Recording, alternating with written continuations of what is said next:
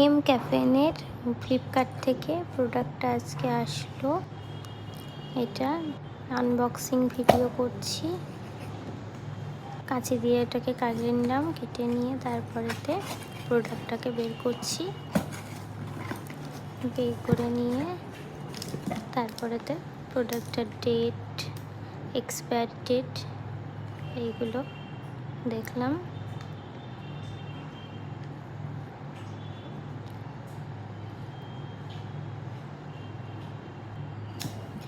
খুবই ভালো প্রোডাক্ট। এটা ইউজ করার পরে ফিডব্যাক দেওয়া যাবে। এম ক্যাফেনের এই প্রোডাক্টটা অনেক দিন ধরেই নেওয়ার ইচ্ছে ছিল। এটা বডি স্ক্রাব।